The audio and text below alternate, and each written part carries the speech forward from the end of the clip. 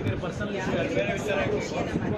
ಯಾವುದೇ ನೋಡ್ರಿ ಅವೆಲ್ಲ ಚುನಾವಣೆ ಬಗ್ಗೆ ಚುನಾವಣೆ ಬಗ್ಗೆ ಯಾರೋ ಮಾತಾಡಿದ್ದಿಲ್ಲ, ಪರ್ಸನಲ್ ಇಶ್ಯೂಗಳನ್ನು ಚರ್ಚೆ ಮಾಡಲ್ಲ. ನೀವು ಏನಾದರೂ ಚುನಾವಣೆ ಬಗ್ಗೆ ರಾಜಕೀಯವಾಗಿ ಚರ್ಚೆ ಮಾಡಿದ್ರೆ ಚರ್ಚೆ ಮಾಡಬೇಕು. ಅವ್ರ ಕೀಳು ಮಟ್ಟದ ಅಭಿರುಚಿಗೆ ನಾನೇನು ಹೇಳಿ, ಅದೆಲ್ಲ ಎದುರಿಸ್ತಕ್ಕಂಥ ಶಕ್ತಿ ಇದೆ. ನಾನು ಯಾವುದೇ ತಪ್ಪುಗಳು ಮಾಡದೇ ಇರೋದ್ರಿಂದ ಅದನ್ನು ಎದುರಿಸ್ತಕ್ಕಂಥ ಶಕ್ತಿ ಇದೆ. ಬೇರೆ ವಿಷಯ ಇದೆ, ಚರ್ಚೆ ಮಾಡಿ.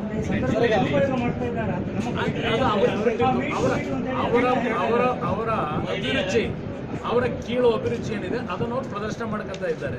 ಅದಕ್ಕೆ ಯಾಕೆ ಉತ್ತರ ಕೊಡ್ತಾರೆ? ಜಿಲ್ಲೆಯಲ್ಲಿ ನೀತಿ ಸಂಹಿತೆ ಜಾರಿಯಲ್ಲಿದೆ. ಹಾಗಿದ್ದು ಉಡುಪಿ MLA ಅವರು ನೇತೃತ್ವದಲ್ಲಿ ಈಗ ಪ್ರೊಟೆಸ್ಟ್ಗಳಾಗ್ತಾ ಇದೆ DC ಕಚೇರಿ, ಅದ್ರ ವಿರುದ್ಧ ತಾವೇ ಹೇಳಿ ನೋಡೋಣ. ಅದು ಆ ಥರ ಇದ್ರೆ ಜಿಲ್ಲಾಧಿಕಾರಿಗಳಿಗೆ ಮಾತನಾಡಿ, ಜಿಲ್ಲಾಧಿಕಾರಿಗಳು ನೀತಿ ಸಂಹಿತೆ ಆಗಿದ್ದರೆ ಅದ್ರ ಬಗ್ಗೆ ಆ್ಯಕ್ಷನ್ ಅವ್ರು ತಗೋಬೇಕು. ಅಧಿಕಾರಿಗಳು ಅದ್ರ ಬಗ್ಗೆ ಕ್ರಮ ತೆಗೆದುಕೊಳ್ತಕ್ಕಂಥ ಅವಶ್ಯಕತೆ ಇದ್ದರೆ, ಚುನಾವಣಾ ನೀತಿ ಸಂಹಿತೆ ಉಲ್ಲಂಘನೆ ಆಗಿದ್ದರೆ ಕ್ರಮ ತೆಗೆದುಕೊಳ್ಳೋದು ಅಧಿಕಾರಿಗಳಿಗೆ ಬಿಟ್ಟದ್ದು. ಸರ್, ಈಗ 65 ವರ್ಷದ ರೈತರಿಗೆ ಸಾಲ ಕೊಡ್ತಾ ಇಲ್ಲ. ಆ ರೈತ ಏನು ಮಾಡಿದ್ರೆ ಮಗನ ಹೆಸರಲ್ಲಿ GPay ಮಾಡಿಬಿಟ್ಟು ಮಗ ಸಾಲ ಪಡ್ಕೊಂಡಿದೆ. ಮಗ ಇನ್ಕಮ್ ಟ್ಯಾಕ್ಸ್ ಪೇಯರ್, ಆದರೆ ಅವನಿಗೆ ಸಾಲ ಮನ್ನಾ ಸಿಗೋದಿಲ್ಲ. ಮಗ ಇನ್ಕಮ್ ಟ್ಯಾಕ್ಸ್ ಪೇಯರ್ ಇದ್ದರೆ ನೋಟಿಗೆ ಬರೋದಿಲ್ಲ.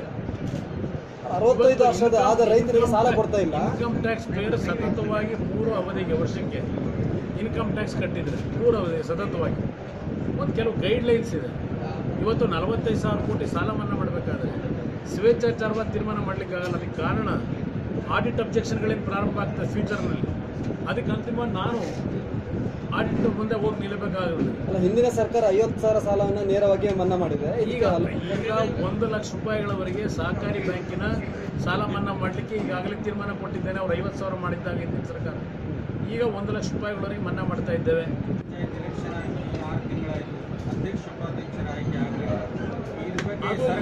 ಈಗಾಗಲೇ ನೀತಿ ಸಂಹಿತೆಗಳು ಇರೋದು ಒಂದು ಭಾಗ, 5 ಚುನಾವಣೆಗಳು ನಡೀತಾ ಇರ್ತಕ್ಕಂಥದ್ದು. ಅದರ ಜೊತೆಗೆ ಕೆಲವರು ಈಗಾಗಲೇ ಕೆಲವು ರಿಸರ್ವೇಷನ್ ಬಗ್ಗೆ ಕೋರ್ಟ್ಗಳಲ್ಲಿ ಇವತ್ತೇನು ಅರ್ಜಿಗಳನ್ನು ಹಾಕಿದ್ದಾರೆ. ಕೋರ್ಟ್ನಲ್ಲಿ ಕೆಲವು ಇನ್ನೂ ಇತ್ಯರ್ಥಗಳಾಗಿಲ್ಲ. ಆದ್ದರಿಂದ ಇವತ್ತಿನ್ನೂ ತೀರ್ಮಾನ ಆಗಿಲ್ಲ. ಎಲ್ಲ ರೀತಿಯ ಸಹಕಾರವನ್ನು ನೀವು ಕೊಟ್ಟಿದ್ದೀರಿ. ನನ್ನ ವೈಯಕ್ತಿಕವಾಗಿ ಅಭಿನಂದನೆಗಳನ್ನು ಸಲ್ಲಿಸಲಿಕ್ಕೆ ಬಯಸ್ತೀನಿ. ಒಟ್ಟಾರೆ ಈ ಚುನಾವಣೆ ಮುಂದಿನ ಒಂದು ರಾಜ್ಯದ ರಾಜಕಾರಣದಲ್ಲಿ ಈ ಒಂದು ಮೈತ್ರಿ ಸರ್ಕಾರವನ್ನು ನಾವೇನು ರಚನೆ ಮಾಡಿದ್ದೇವೆ ಸುಭದ್ರವಾಗಿ ನಡೆಯತಕ್ಕಂಥದ್ದಕ್ಕೆ 5 ಉಪಚುನಾವಣೆಗಳಲ್ಲಿ ಈ ಬಾರಿಯ ಮತದಾರರು ಜನತಾದಳ ಮತ್ತು ಕಾಂಗ್ರೆಸ್ನ ಅಭ್ಯರ್ಥಿಗಳನ್ನು ಬೆಂಬಲಿಸ್ತಕ್ಕಂಥ ಭಾವನೆಗಳನ್ನು ನಾನು ಹೋದಂಥ ಎಲ್ಲ ಪ್ರದೇಶಗಳಲ್ಲೂ ಕಾಣ್ತಾ ಇದ್ದೆ. ನೀವೇನಿದ್ರೆ ನಾನೇ ದುರ್ಬಳಕೆ ಮಾಡ್ಕೊಳ್ಳಿ ಬಂಗಾರಪ್ಪನವರ ಹೆಸರು. ಈಗ ಅವ್ರ ಮಗನಾಗಿ ಅವರೇನು ಮಾಡಿದ್ದಾರೆ ಹೇಳಬೇಕಲ್ಲ. ಈಗಾಗಲೇ ಮಧು ಬಂಗಾರಪ್ಪ ಅವರು ಅಲ್ಲಿ ಒಂದು ಭಾಳ ದೊಡ್ಡ ಮಟ್ಟದ ಸ್ಮಾರಕವನ್ನು ಮಾಡಲಿಕ್ಕೆ ಡಿಸೈನ್ ಮಾಡಿ ನನ್ನ ಜೊತೆಯೂ ಏನು ಚರ್ಚೆ ಮಾಡಿದ್ದಾರೆ. ಈಗಾಗಲೇ ಅದ್ರ ಬಗ್ಗೆ ಮಧು ಬಂಗಾರಪ್ಪ ಅವರ ನೇತೃತ್ವದಲ್ಲಿ ಕೆಲಸ ಪ್ರಾರಂಭ ಆಗಿದೆ. ಇವರೇನು ಕಾಂಟ್ರಿಬ್ಯೂಷನ್ ಕೊಟ್ಟಿದ್ದಾರೆ, ಬಂಗಾರಪ್ಪ ಅವರ ಹೆಸರನ್ನ ದುರುಪಯೋಗ ಪಡಿಸ್ಕೊಂಡು ನಾವು ಮತವನ್ನು ಕೇಳಬೇಕಾದಂಥ ಅವಶ್ಯಕತೆ ಇಲ್ಲ. ಆದರೆ ಬಂಗಾರಪ್ಪನವರು ಈ ಒಂದು 2 ಪಕ್ಷಗಳಲ್ಲಿ ನಾಯಕರಾಗಿ ಕೆಲಸ ಮಾಡಿದ್ದಾರೆ. ಈ ಭಾಗದಲ್ಲಿ ಲೋಕಸಭಾ ಸದಸ್ಯರಾಗೂ ಕೆಲಸ ಮಾಡಿದ್ದಾರೆ. ಈ ಭಾಗದಲ್ಲಿ ಅವರ ಅಭಿಮಾನಿಗಳು ಇವತ್ತೂ ಇದ್ದಾರೆ. ಇವತ್ತು ಅವ್ರು ಮಾಡಿರ್ತಕ್ಕಂಥ ಸಾಧನೆಗಳನ್ನು ಹೇಳೋದು ದುರುಪಯೋಗ ಅನ್ನೋದಾದರೆ ಹೌದು, ಅವರಿಗೆ ಬಿಡ್ತೀನಿ ನಾನು. ಮಾಧ್ಯಮದ ಮಿತ್ರರಂದ್ರೆ ಸುದೀರ್ಘವಾಗಿ ಸುಮಾರು 1.25 ಗಂಟೆಗಳ ಕಾಲ ಹಲವಾರು ವಿಷಯಗಳ ಬಗ್ಗೆ ಚುನಾವಣೆಗೆ ಸಂಬಂಧಪಟ್ಟಾಗಿ ಚರ್ಚೆ ಮಾಡಿದ್ದೇನೆ. ಇವತ್ತಿನ ದಿನ ಈಗಾಗಲೇ ಶಿವಮೊಗ್ಗದ ಲೋಕಸಭಾ ವ್ಯಾಪ್ತಿಯಲ್ಲಿ ಬರ್ತಕ್ಕಂಥ ಬೈಂದೂರಿನಲ್ಲಿ ಈ ಕ್ಷೇತ್ರದಲ್ಲಿ ಮಾಜಿ ಶಾಸಕರಾಗಿ ಸುದೀರ್ಘವಾಗಿ ಅನುಭವ ಇರತಕ್ಕಂಥ ಗೋಪಾಲ್ ಪೂಜಾರ್ ಅವರು ಮತ್ತು ಅವರ ಕಾಂಗ್ರೆಸ್ನ ಫುಲ್ ಟೀಮ್ ಇವತ್ತು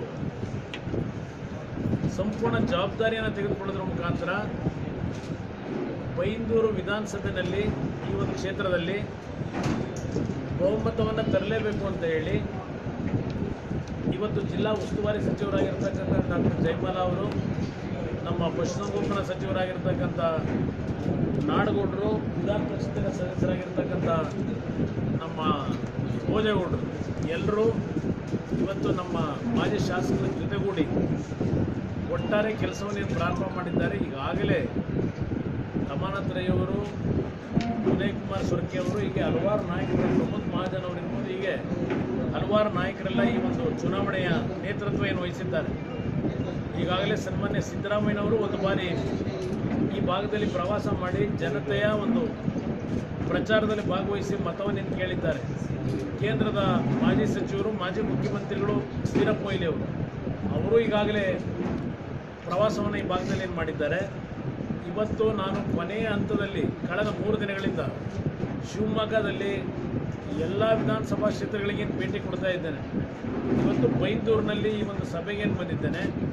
ಈ ಸಭೆಯ ನಂತರ ಭದ್ರಾವತಿಯಲ್ಲಿ ಒಂದು ದೊಡ್ಡ ಕಾರ್ಯಕರ್ತರ ಸಮಾವೇಶ ಏನಿದೆ, ಅಲ್ಲಿಂದ ಸಂಜೆ ಶಿವಮೊಗ್ಗ ನಗರದ ಕ್ರೀಡಾಂಗಣದಲ್ಲಿ ಒಂದು ಬೃಹತ್ ಸಮಾವೇಶದಲ್ಲಿ ಸನ್ಮಾನ್ಯ ಸಿದ್ದರಾಮಯ್ಯನವರು, ಮಲ್ಲಿಕಾರ್ಜುನ ಖರ್ಗೆ ಅವರು, ಸನ್ಮಾನ್ಯ ದೇವೇಗೌಡರು, ಹೀಗೆ ಹಲವಾರು ನಾಯಕರುಗಳೆಲ್ಲ ಸೇರಿ ಒಂದು ಬೃಹತ್ ಸಭೆ ಇವತ್ತು ನಡೀತಾ ಇದೆ.